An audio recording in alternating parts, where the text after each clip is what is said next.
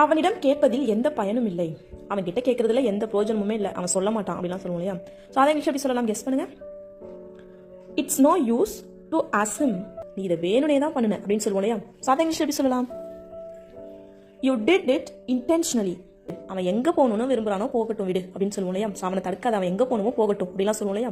So அதை English எப்படி சொல்லலாம். Let him go wherever he wants to go. Let him go wherever he wants to go. Chair உடஞ்சிடுச்சு அப்படின்னு சொல்லுவோம் இல்லையா. சேர் உடஞ்சிருக்கு, சேர் உடஞ்சிடுச்சு அப்படின்னு சொல்லுவோம் இல்லையா. ஸோ அதை இங்கிலீஷ் எப்படி சொல்லலாம். The chair is broken. The chair is broke. நான் சொல்வதை கேள், நான் சொல்றதை கேளு அப்படின்னு சொல்லுவோம் இல்லையா. கொஞ்சமாவது நான் சொல்றதை கேளு அப்படின்னு சொல்லுவோம் இல்லையா. ஸோ அதை இங்கிலீஷ் எப்படி சொல்லலாம்.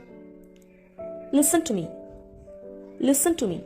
இன்று ஞாயிற்றுக்கிழமை, இன்னைக்கு ஞாயிற்றுக்கிழமை அப்படின்னு சொல்லுவோம் இல்லையா. அதை இங்கிலீஷ் எப்படி சொல்லலாம். It's Sunday today. இது மாதிரி இன்னும் நிறைய சென்டென்சஸ் பார்க்க கீழே இருக்கிற ஆரோ மார்க்கை கிளிக் பண்ணி பாருங்கள்.